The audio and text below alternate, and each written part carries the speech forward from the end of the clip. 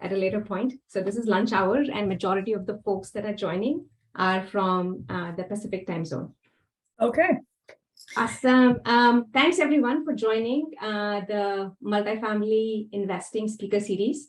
So as part of this series, I try to bring in experts in the area, experts in this specific area of real estate investing, so that they can share their experiences and personal journeys with us so that we can grow into better investors. And that's where Lenore Mohr comes into picture. So as you all know, pretty much everybody joining the call are in either already started their real estate investment journey or really eager to do that. And we know that the most important team member for this real estate investing team is a realtor or the real estate agent. And one of the big differentiators, I would say, is working with a realtor who's also an investor. And that's why I'm super excited about bringing Lenore to our group today. She is not only an excellent realtor, but what sets her apart is that she's an investor, real estate investor as well. So Lenore, welcome to the group, and take it away. Great. Thank you, Shalini. Thank you for the opportunity to present this material today.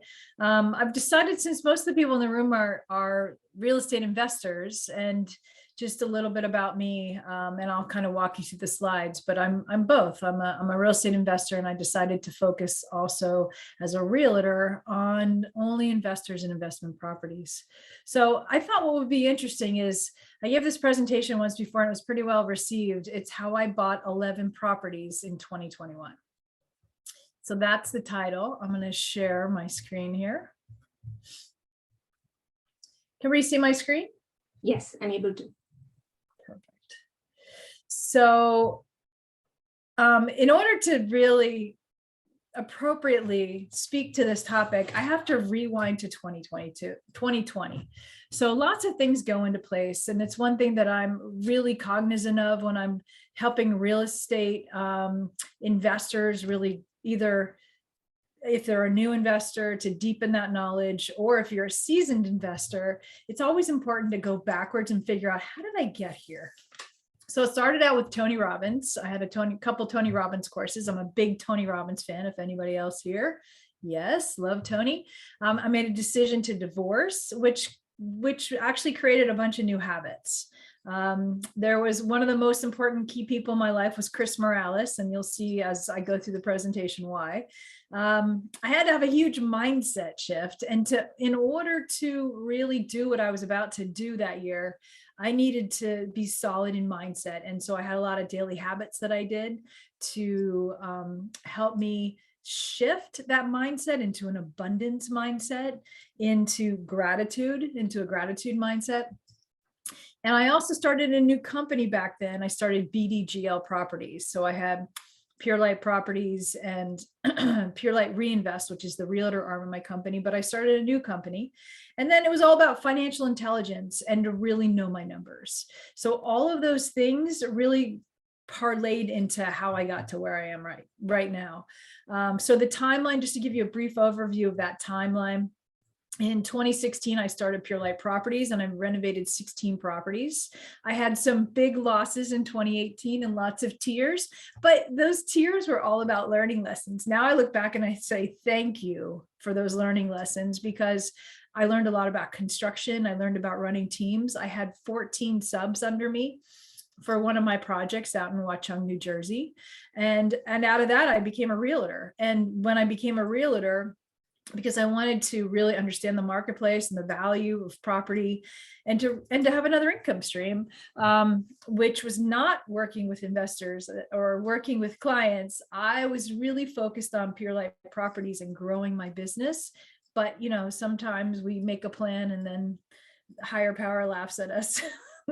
That's not what you're meant to do. So during all that, when I, was doing Pure Light Properties, and I realized that I needed to start another LLC because it was intertwined with my past relationship, that I started BDGL Properties with one of my contractors. And the reason that I started this company is because it was important for me to involve my contractor on a level, because he had proven to me that he was a team player, and that I could be a partner and we could create something really pretty cool. So we renovated 4 properties, and the net income out of those 4 properties was $465,000. So $244,000 was on one property alone. It was a 3-unit property that I purchased in Easton, Pennsylvania for $65,000, put in about $150,000, a little bit more when it came to our interest, because we had a couple of lenders on there, and ended up selling that property for, I believe, $475,000. So that was one of the big wins that came about. And my revenue in 2020 for all 3 companies, for Pure Light Properties, for Pure Light Reinvest, which is my realtor side of the business, and for BDGL Properties, the gross revenue was 1.3 million. So I didn't realize that until I picked my head up sometime in 2021 and started running all my numbers and figured out how much I had actually created in revenue. And I was quite surprised, because I was digging myself out of my hole from my 2018 losses. So I'm just going to have you take a look at this for a second while I take care of something. But if you look on the left and then you look on the right, tell me what you see there.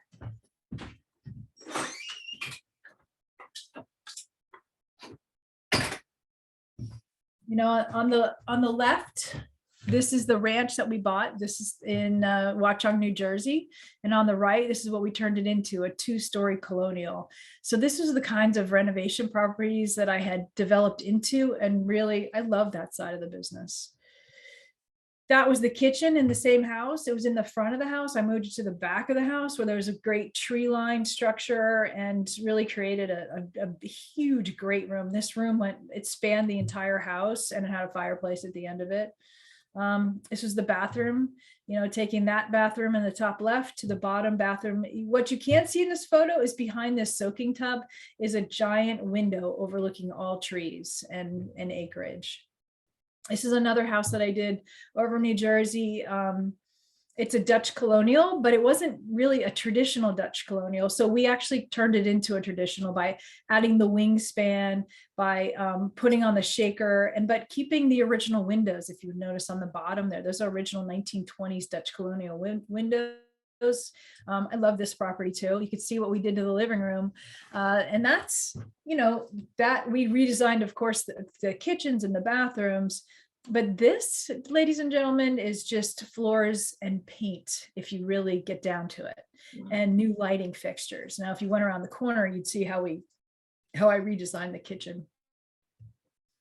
This was the bathroom for the same thing. If you'll notice in the bottom right-hand corner, we pull in a lot of tiles and finishes that are typical of that era. So we do a little bit of research, but we find them in a very, very cheaply. It's not like we spend a lot for all of our products. You have to find the products where your price point is not killing you. I don't do bottom of the line, and I don't do top of the line. I find those kind of middle price points for all the finishes. And this house was going to end up selling for $650,000, $675,000. And I purchased this property for $392,000. So Shalini had mentioned, you know, me as a realtor. And so I realized when I first started out, you know, people would say, are you a residential realtor? No. Are you a commercial realtor? No. I've worked in both, right? I've bought and sold residences, and I've bought and sold commercial properties as a realtor, but I'm right in the middle. I call myself an investment realtor. And that means I really solely focus on investors and investment properties, anywhere from 1 unit to, let's say, 100 units. And anywhere in between. So I felt like there was a huge need for investors to work with a realtor really focused on this market. And there's not a lot of realtors out there who do that. So that's where I decided to look at that. So I always said Gary Keller was missing a book. I'm the Millionaire Investment Realtor. So of course I'm with KW, and this is like my claim to fame here. So what is an investment realtor? Really, it's a vision that it's about building long-term sustainable wealth for my clients, right? Through real estate investing. And wealth building is something that I keyed in on to really understand what was my vision and my mission and what could I bring value to people. And that's really what it was. And so when I realized that saving for your future is different than investing in your future, once I started to grab a hold of those concepts and to realize that if we save a bucket of money and then we use that money, right, whether it's in retirement or for college or for expenses as we're coming along, the bucket ends up being empty.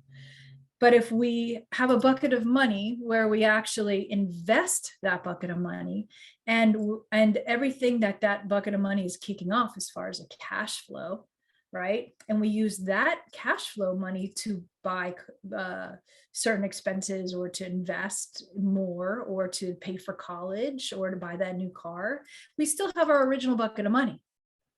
So that when I started grabbing onto that concept is really when I started kind of running with this idea of how I could help and really add value to people and to investors' lives.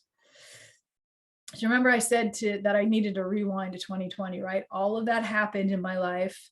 And in my personal net worth in August of 2020 was less than zero. It was minus $46,000. And my daughter was going to college in 1 year. So I was like, oh my gosh, I've got to do something now.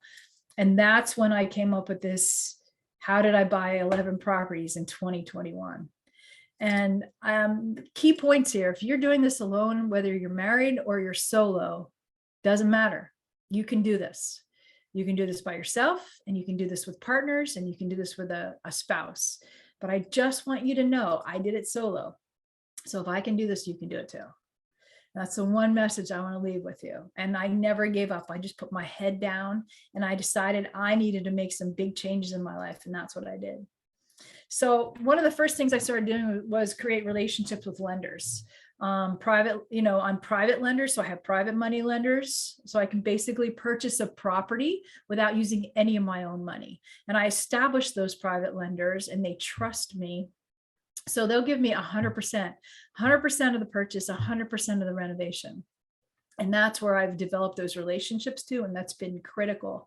I also had a lending company that I did one mortgage with that they said, we really like you. We'd like to dig in a little bit deeper. I'm like, me? Oh my gosh, this is crazy. Like I explained to you where I was at, but I had some experience under my belt when it came to renovations.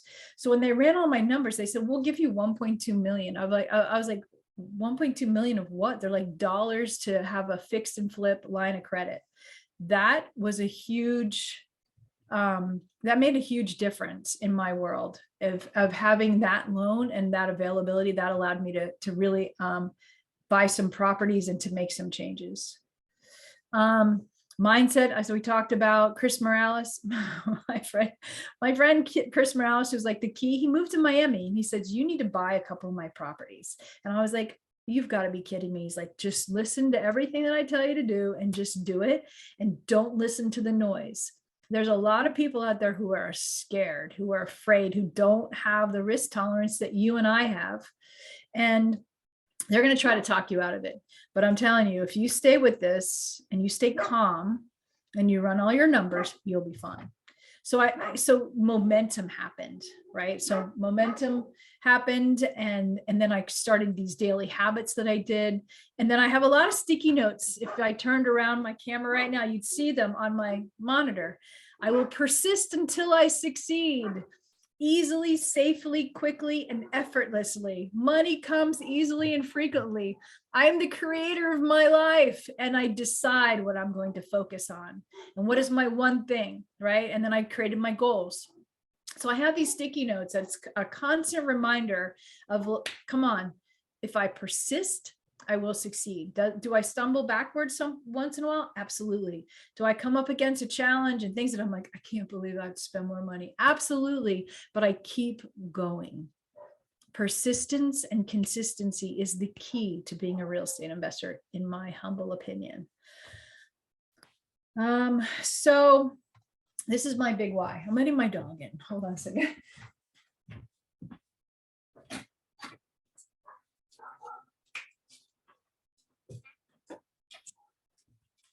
My daughter is my big why. My family's my big why. My mom's in the middle there. It was my daughter's graduation. So my daughter was graduating from high school, about to go to college. She wanted this black Jeep. So I negotiated a really great deal because she was begging me for it. And she came up with half the money and I came up with half the money. So you have to have a big why. Like, what is your why that drives you? But it really started with this first purchase that I made. It was a 3-unit in Allentown, Pennsylvania. And I kept walking investors through it because it was an off-market deal that was given to me. And they said, hey, try to sell this to your investors. So as I'm walking my investors through this property and telling them, like, this is a great property, you should totally buy this. I could see how I could turn this. If you notice on the right-hand side here, this unit back here, there was a apartment above here and a garage that was not being rented. And so when I went to the city, there was a 2-unit here, a unit on the first floor and a unit on the second floor. So it was being rented as a current 2-unit. I'm like, this could be a 3-unit. Turned it into a 3-unit. City approved it. Turned this back one into an office because they said I couldn't rent it as an apartment. I was like, fine. So what about an office? Great. But I'll tell you, when I was walking my clients around, I never thought of buying this property. It just scared me. Like, I'm coming out of all these things in my life and all these big changes. And when I sat down and really looked at it, but this was the one that really started it. So I'm going to take a minute here. When I looked at this property and I told all my clients how great it was. And then I said, Lenore, you should buy it. Like, I'm talking to myself, you should buy it.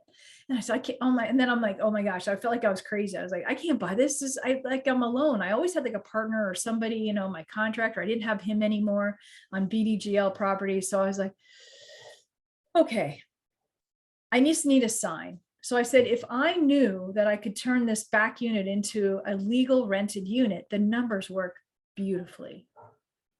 So I negotiated down the price with the owners. I negotiated the price down to, I think I have it somewhere, what I bought this one for. I want to say it was 145 or 140, right around there. I put I put all in, I was at 200, 210. It appraised for 325 as a rental. So when we look at a spread on an investment property, rental spreads aren't very high, right? Because we're going to be cash flowing. It's going to be gaining equity. We're holding. It's a long-term play, right? But on a flip, you want to make sure you have a nice cushion so that you can make a profit, and because you're still going to have selling costs. So this one definitely cash flowed and it had equity built into it. So I could pull some equity actually out of the property. When I went to refinance it, I pulled out another $75,000 is what happened. So after it was renovated and leased, I had it refinanced. I even pulled money out of this property, but I was so scared to purchase this property. I just thought, this is crazy. And the sign I was looking for was from the city of Allentown. I said, I don't know if I can do it.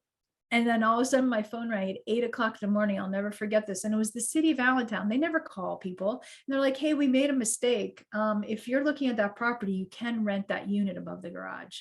And that's what I needed. That was my sign that I was praying for. And that's when I said, okay. And that was my first one. That started everything. That's why it's so key. Lenore, how did you finance this property? Was it through the private lenders or the line of credit that you had? The fix and flip line of credit, I utilized that. Okay. It was 90% down for a purchase and 100% construction. Okay. So I only needed to come up with 10% down. And so it was basically, with closing costs, it was probably around $15,000 to $20,000. So at that time, I went to my lender and I said, hey, can I borrow $15,000? And I had $5,000 easily in the bank. And she said, sure. What do you need it for? I said, I just need it for about 4 months while I renovate this property. And that's what I did. I put the line of credit on it. I was basically out of my pocket, like $3,000 or $5,000. And then I used the construction line of credit. And then I was paying her back because I would get a loan payment back from the construction line of credit at the 100%. It all just worked out beautifully. Okay. So what I started to get in my head and I'm like, I need a partner. I can't do this alone. Right. And then I see this thing from Sarah Blakely, billionaire who created Spanx. If you're searching for that one person that will change your life, take a look in the mirror. And I was like, what? That was the day that I said, just stop. You can do this. You can do whatever you need. So then property 2 fell into my lap. I get a phone call from this woman. Hey, a year ago, you came and dropped your card off at my house. And I owe the unit right next door to this one, which is 820 Carlton. That's this half. And then I also own the house next to it, which is 822 Carlton. So now 818 Carlton owner calls me and says, do you want to buy my house? Yes, yes, and yes. Because now I've got a little bit of bravado, right? Like I have a little bit more confidence because I just bought Walnut and 521 Walnut is going well. Then Chris Morales calls me and says, you should buy my little drive-through wing place. And I was like, what? He's like, it's only $100,000. It's probably worth like 125, 150. And I thought about it and I said, would you be willing to let me write the agreement of sale for 125,000, but only pay you $100,000? And he's like, tell me why. I said, because I'm going to use a private lender to buy it at $100,000. I'm going to use this lease. I'm going to go back to the bank to refinance it. But on the agreement of sale and on the deed, they're going to see $125,000. So the appraiser is going to assume the value of that property is $125,000. Is everybody with me on that one? So appraisers, they really appraise to whatever the agreement of sale is and whatever the deed says, right? They usually don't go much higher than that. So I knew if I could get him to appraise the property for 125 and I needed to put 25% down for that commercial lender, I had $0 out of pocket. Wow. That's an infinite return, cash on cash return, because I have $0 out of pocket. That's exactly what I did. My rent on this one is $1,350 a month. And so my loan payment, I think cash flow is like $500, $600 a month. Low taxes, $2,000. No water, tenant pays electric and everything else. Nice. So then he said, well, now that you just bought the car lot, the drive-through place, why don't you buy my car lot? And I was like, that car lot? And I said, how much? And he's like, $250. And I said, will you write an agreement of sale for $325? There's a pattern here now. There's a pattern, right? So that's what we find, that success leaves clues, right? Success always leaves clues. And if something works, you're like, I'm going to do that again and again and again. And so it worked with him. I had already gotten him used to this idea and he said, sure. So I paid $275. The agreement of sale was $325. Now, unfortunately, the appraiser didn't quite agree with that number. He thought it was still pretty high.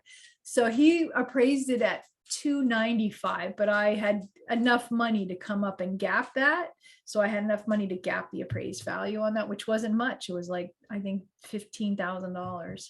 And then the rent on this one is $2,500 a month. Nice. Not bad. Oh, I don't know if I can go backwards. I can. Take a look at these properties over here. So there's a property here, there's a property here, and there's a property behind this tree on the corner. They're coming up. Now I'm like, I need to hire a project manager because I'm reading Who Not How, right? This book is amazing. Who Not How.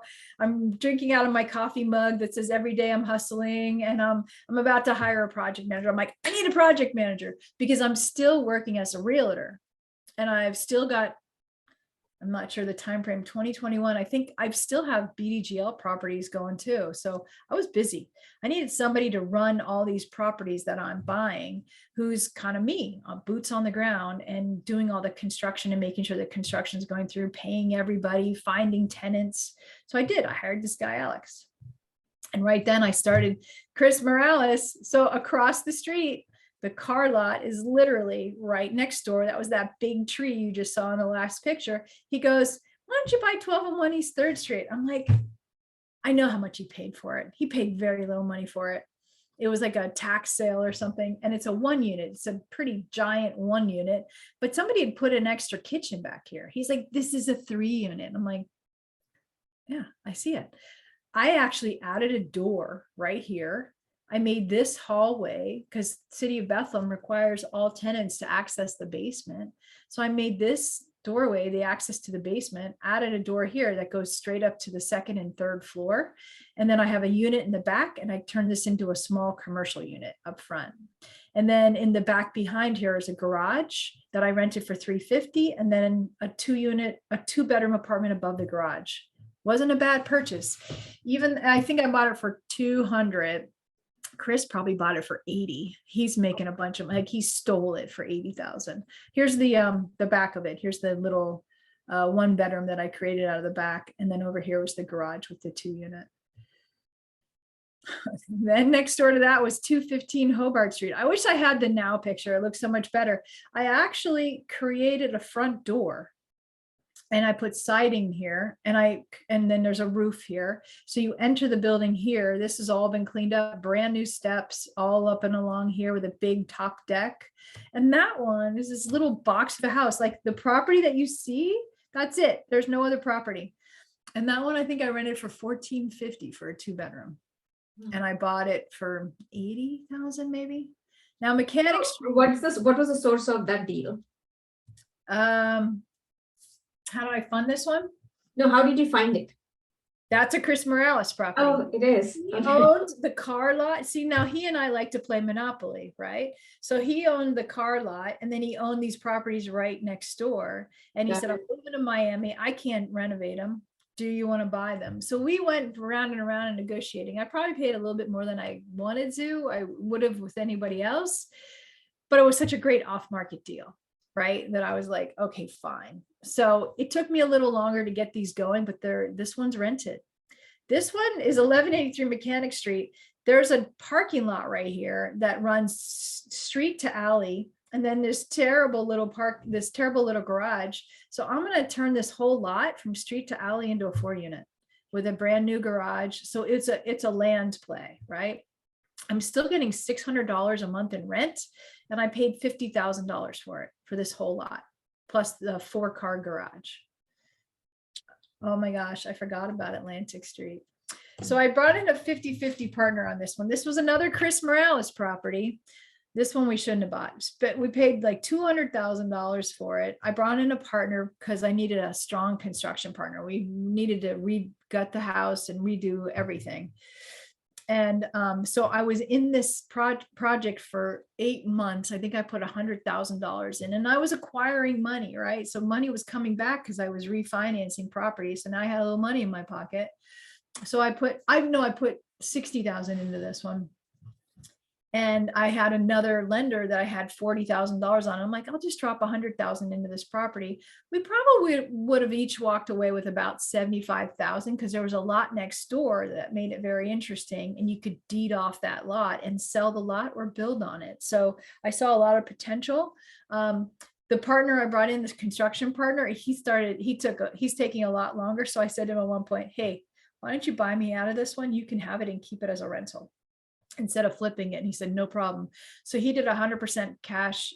He did 100% basis. So I basically got every dime back. I didn't have to pay for legal fees, closing fees, nothing. So that was fine for me. And then he's going to let me sell the lot next door and make a commission on that. And if they sell the property, I'll make a commission on that. So it was the only one that I really walked away from. 49. Was there anything specific about the transaction that you felt like it's best to walk away before the project was finished? Yeah, because I didn't have control over the design or the construction piece, which I'm used to having control over. Okay. And a couple of times I said to him, listen, I wouldn't do it that way. I would have actually turned that into a 4-unit. And he's like, no, let's just keep it as a 2. And I was like, okay. So that reduced the value in my mind a bit, but the numbers still worked. Like I'm always crunching numbers. I'm like, you could see pads of numbers of me just crunching numbers all the time, and everything was still working. But as we're moving into this next cycle, I knew that keeping it, holding it was probably the better way to go than selling it, where I was really looking to pay off a couple of things. So, and then I'd lost a little bit of confidence on what he was doing as far as his finishes and how long it was going to take him to finish. Got it. Okay. So that's a smart thing to do, to figuring it out earlier in the process than waiting it out and then saying, oops, too late. It was one of those things that I really sat on for a couple of days. I have a chair, I call it my thinking chair. And I sat in there and contemplated and contemplated. And I said, nope, I'm going to make this offer. And he was very open to the offer. It felt very easy to make the deal work. So I thought this is the right way to go.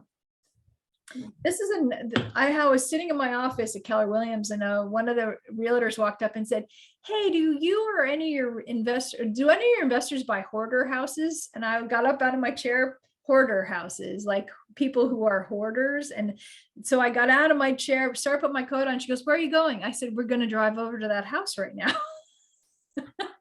And she said, Lenore, she was laughing. She's like, that's how you work. I said, that's how we do things, right? We just move. We don't wait. We take action. And we make a decision, whether it's yes or no, never a maybe. We make a yes or no decision and we move forward. That's the way I like to do my business. Run all the numbers, pencil it all out, and then make a decision. So I went in here to this one. There was a house next door that she was selling, and she was putting it on the market. The house next door was very nice. It was the son's house. The mother's house was the hoarder house. The son's house they were putting on the market for $250. And I said, what are you going to put this one on the market for? And she said, $110,000. I was like, $110,000. Is it septic and well? And she said, it is. So what I do when I negotiate with somebody to negotiate a price, I'm collecting information that I can use. So then she says to me, well, can the son walk you around this property? Absolutely. I always want to deal with the person who's making a decision.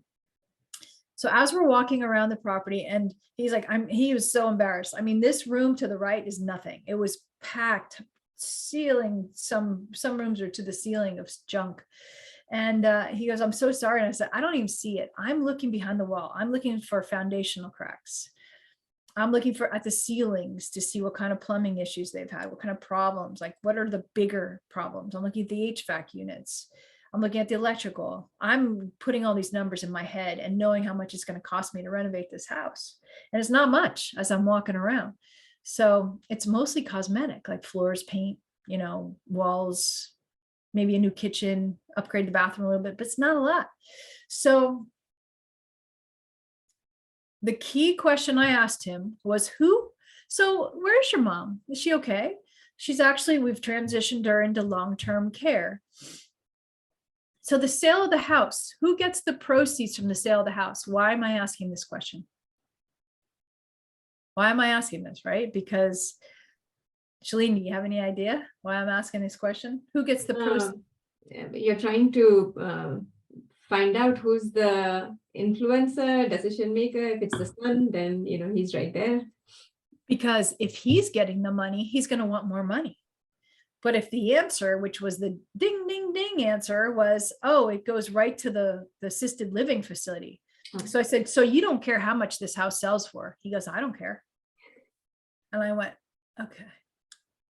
So I'm walking around and I'm thinking about my strategy and how to position this offer. So I go out to my friend, the realtor, and I look at her and I go, okay, here's your problems. You've got this really big eyesore next to the house that you're selling, which is very nice. You've got a potential septic problem, a potential well problem. If somebody tests septic and well, that's a $65,000 fix. I would buy it as is, not test the well, not test the septic, not ask for any inspections. I would take it as is right now for $50,000. And I just wait. And I look at somebody. First person to speak loses, right? So I'm like, for $50,000. Wow, Lenore, 50,000. Yeah, 50,000. But here's what I'm going to do. I'm going to solve your problem because I'm going to take care of this eyesore. I'm going to make sure that everything's done. She goes, can you show me construction wise how much it would cost you to renovate this? And can we send those numbers to the assisted living facility? Absolutely. First priority, I went home, did all that, sent it to her. They accepted my offer for $50,000. It took me $50,000 to renovate it. It appraised at $265,000. I held it as a rental. It currently rents for $2,250, and I pulled $110,000 out of the property. Wow. So that's property number 9. Property 10, Pawnee Street. I don't know. It was one of those things where I was on a roll. I didn't want to say no. My old broker walks into my office. Hey, I'm selling my little property over on 443 Pawnee Street. Do you know anybody's interested? I'm like, I might be interested. How much you want to sell it for? So she's the owner. I'm dealing directly with the owner. It's a fine little property. It's got 2 bedrooms. She is in a construction family, so I know they've taken care of it. So I'm like, how much you want for it? And she's like, I don't know, like 110, 125. I'm like, I'll give you 100 and let's just not do any transactions. I'm like, how much is it cash flowing? She's like, well, I'm only getting $1,000 a month in rent. So what's the 1% rule, right? What is the payment? $100,000, $1,000 a month. That's what I call the 1% rule. That's quick math for me. It's quick and easy math, knowing that my numbers will work, it'll cash flow, and it's a good solid investment. It's almost a 10 cap is really what it is. So I was like, 900, I think she was charging $995 or $950. And I looked up really quickly in an area. I'm like, I know that area. I can get $1,250 for that. What do? Purchase it, come to the tenant and say, you're a great tenant. I'd love to keep you, but I have to raise the market rent, $1,250. He said, fine. So now I bought that property. I didn't have to put anything into it. And it's cash flowing at $1,250 a month, right? So that was property number 10. How are we doing on time? We have 20 more minutes. Great, almost done. Property 11. 1824 Freemansburg, also Teresa Calantoni, the woman I just bought her little property from. She goes, hey, my aunt's selling her 2-unit in Easton. Really? So this is what I'm talking about, momentum. And let me tell you why this is so important. So things were coming to me because I had my mindset right. I put my head down. I decided this is what I needed to do. I was at a minus $46,000 net worth before all this started. I'm now watching my net worth tick up. I'm at like $850,000 in net worth. I did that in less than 16 months. And so I was like, okay, sure, let me take a look at it. I do the same thing with her, buy it a little higher. Put the agreement to sell a little higher for her aunt. It's solid property, needs a little bit of stuff, great location, done. Oh, her tenants both under market rents, but both wanted to move out. Perfect. I put a little money into them, did the floors, some paint, added this and that, not much. I think I bought that one for $150, and I put in about 25, and it appraised for $225. So again, I think I have $10,000 sitting in that property, which is very little once I refinanced it. What happened do I have property 12? Yes. Teresa Calantoni calls me up. Hey, there's an off-market deal I have. You should come take a look at this property. I loved this property. It had so many things that I loved about it. And the price was right. I was a little concerned. As you can see, I've got 11 properties, and a bunch of them are under construction and being renovated and getting rented. And it's going slower because what did I do? How many slides back? I hired a project manager. He's not doing it the way I do it, right? I've got a lot of experience. I understand how to do things tightly with schedules. And because he's leveraging my time, right? He's important. He's my who. I'm trusting that it's taking a little bit longer, and it might not be as tight. I might lose a little bit of money here and there, but I've leveraged my time because I'm still working as a realtor. I'm still closing out my other business.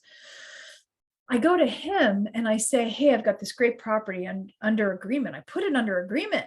I locked up the price, and he said, oh, I think we've got too much going on. You should probably cancel it. Now, who's the guy? Chris Morales. I didn't call Chris Morales. I asked my project manager, who doesn't have the mindset I have, who doesn't have the kind of financial intelligence that I've been working on, who didn't have everything that I've been doing. I asked the wrong person. I get scared and I cancel it. So does the project manager invest? Is he a real estate investor? No. Okay. Well, yes. He reduces his work then. He had 2 properties. He's a real estate investor. Yes, he has a real estate investor, but he's not the same as me. And he wasn't I know very few people that are like Chris Morales. So he said, he talked me into he didn't talk me into it. I got scared. I got scared, listened to the wrong person, didn't listen to myself, didn't look at my numbers, and I canceled it. And Teresa says to me, I don't think I did that. And I was like, I'm sorry, but I just can't handle it right now. So I canceled that. And she comes to me literally 2 weeks later and says she sold it for $100,000 more than I had it under agreement. I could have put it under agreement, purchased it, and sold it for $100,000 more. So that's where mindset is so important. And you know what happened? All my momentum stopped. People stopped coming to me. I stopped getting phone calls. It's like all that beautiful magic that happens when you're on a roll and you're very clear in your abundant prosperity mindset. When I went into lack and fear is when all my momentum stopped. And it was near the end of the year in 2011, but still it was, you can see it's fall, I think, when I took this picture. So it was probably sometime in like October, November that I had this under agreement. But it's amazing to me because it's something I carry with me of, you know, how you look at your business and how you look at your mindset. But that's my journey of how I bought 11 properties in 2021. And I just want to say, you got to always celebrate your wins. It was something that I had to learn along the way, because it's always, I just want to keep going, right? Don't celebrate, just keep going. You can celebrate later. No, I think you have to stop sometime to celebrate your win. So I'm celebrating you today for being on this call. And, you know, just congratulations for showing up, for Shalini putting this together. I applaud you. This is amazing that you're doing this for everybody. And I'm just so grateful that I had the opportunity to present today to everybody. Yeah, thanks, Lenore. Thanks for sharing your wisdom, your experiences with our team here today. So folks on the call, if you have any questions, please put them in the chat pod or unmute yourself and ask your question away. And while we are waiting for them, I have a couple of questions for you. Great. So, you know, one of the big things that you emphasized right from the beginning is how mindset has been a really important component. And the habits, you adopted new habits for changing your mindset as well. And I'm a big habit creator fan, if you will. So if you can throw some light, you know, what are your cornerstone habits that help you maintain the mindset that you desire? Thank you. Yeah. So the one I think I spoke about you, and we did a podcast. And I think I told you this one that I love that I've added, which is at night, every night. Well, I start in the morning when I get up, I put my notepad back on my pillow with a pen to remind me that when I go to get into bed, first thing I do is write the 3 wins of my day. So I write what are the 3 wins, and it allows me to go back through my day and to see this, to see kind of, once you review your day and you look at the positive things that happened for the day, it puts your mind into a positive mindset. And you say, oh, that was a big win. Yes. And this one, and just 3. And then I say, what are the 3 wins that I'm going to achieve tomorrow? So now I'm setting my mind up for a positivity for the next day. So as I go to sleep, I have this very positive mindset, and I know that I'm starting my days out on wins. So in the morning when I get up, first thing I do is reread that and remember what I said. And then the next thing I do is write 10 gratitude statements. I'm grateful for this because the gold is in the because. And then at the end, I reread them. And after every one, I say, thank you, thank you, thank you. And then I read maybe 15 minutes, maybe prayer, meditation, just kind of ground myself. And then I start my day. Nice. That's been a huge way to, and of course, do a couple little exercises and stretches to get my body along with my mind. Yeah. Got to have both the physical as well as the mental fitness, right? Yeah. Mandan, I see your question here. Do you want to ask it? Sure. First of all, congratulations, Lenore, for your achievement so far. It was really great to hear that, and could totally correlate. My question is, could you share more about what you said, like you had to pay less compared to what the deed was actually made for? And then like, doesn't it create any tax complications for the seller? Or in general, how does that work out? Yeah, so great question. That's very astute. I did call my accountant before we did this. And I said to Chris, you have to call your accountant too, right? Because if we're going to negotiate this. And the one thing I did, because my accountant said to me, listen, it's really about his capital gains. He's only gaining, he's only going to claim capital gains on what he actually made off of the sale of the property. But just to offset any kind of problems, I actually paid both sides of the transfer tax. And I said, Chris, I know this is kind of, out of the norm. And if it does cause any problems for you, I'll pick up both sides of the transfer tax. So I did sweeten the deal a little bit, just in case he had to offset something. Great question. Mm-hmm. Okay, thanks for sharing that. But it's, again, I'm not an accountant. I did ask my accountant. I would ask your accountant before you do anything with people, but it's always something. Taxes are one of the things that I focus on a lot. Yeah. Of course. So I have one more question. So I think hearing your story, two things that came up for me. One was your strong relationship with lenders, both private lenders as well as institutional lenders who opened this, really sweet, juicy line of credit, which was amazing, right? What advice do you have for us to cultivate those relationship or sources that worked out well for you? Both for private as well as institutional. I spend a lot of time talking to lenders. I put together like a master sheet with all my questions. If I had it at my fingertips, I could bring it up for you just to see all the questions that I ask every single lender. But for a while there, I would say 25% of my time was spent talking to lenders. Wow. And really trying to establish relationships, to tell them what I was doing, what my plan was, what my vision was, establish a long-term relationship, and to make sure I understood their lending model. I spent a lot of time in that area, and then kind of settled on one or two people, one or two institutions that worked for depending on what I needed. You always should have a backup or two. There's something interesting that somebody once pointed out to me, and I was like, you're right. If you ever walk into your bank and you're standing there and you look at all the signage is either one of two things.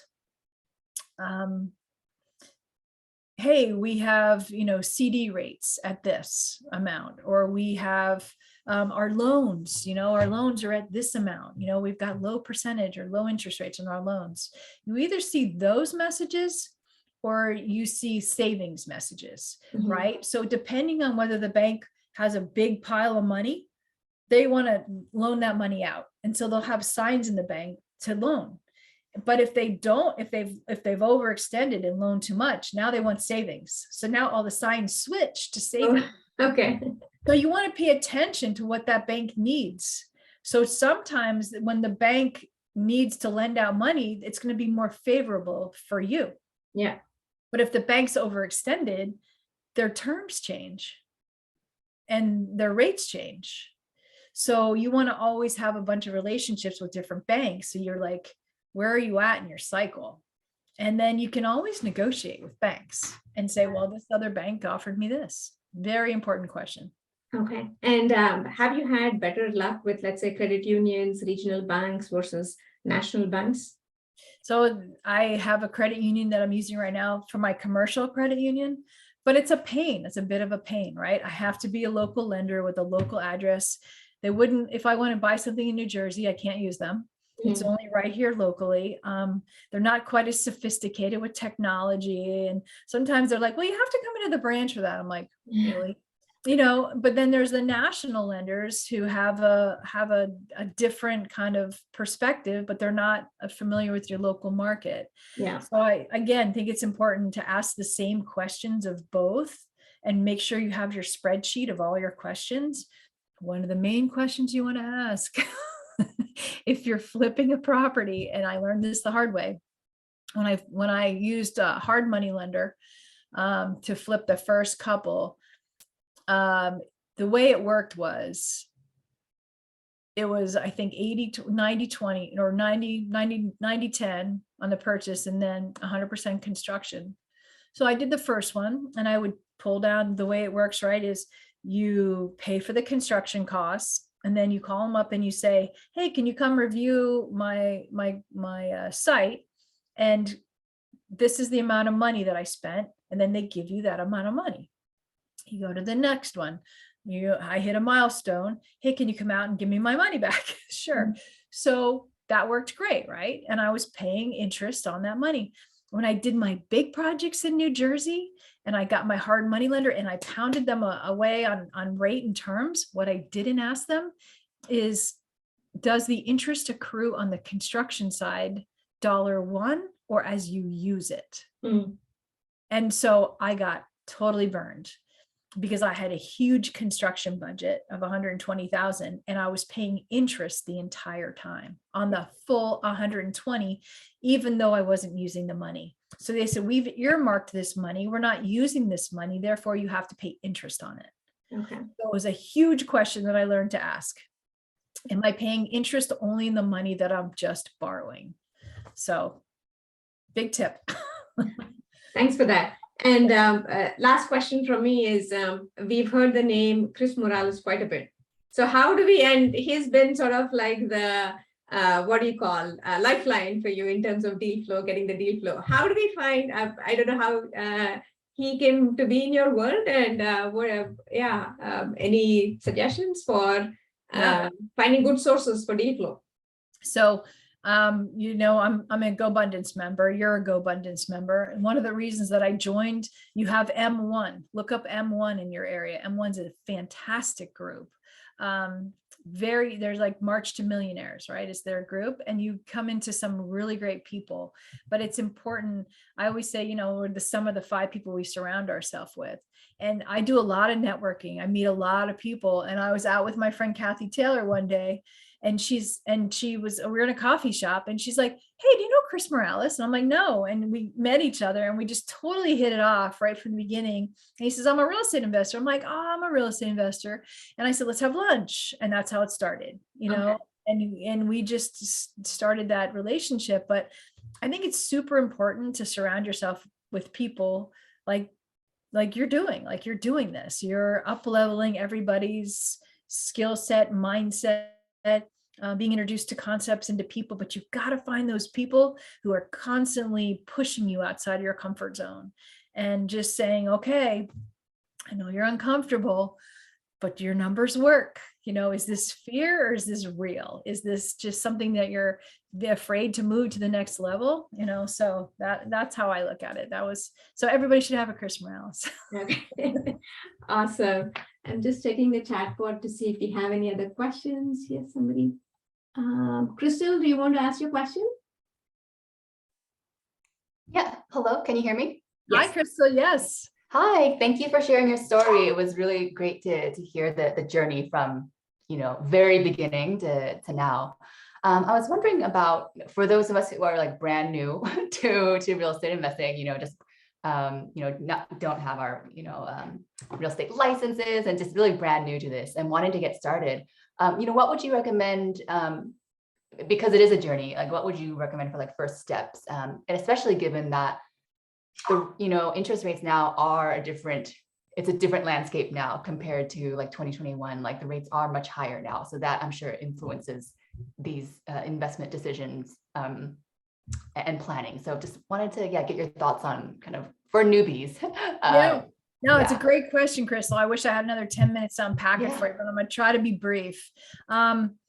Couple things, right? Bigger Pockets is a great place to learn a lot of free information. So it's just every day I just devoured information when it came to real estate investing, whether it's Rich Dad, Poor Dad, Burr, which is another book, Bigger Pockets. I would just Google certain things on YouTube on real estate investing, how to be a real estate investor. I really just devoured content and education. Yeah, Bigger Pockets is awesome.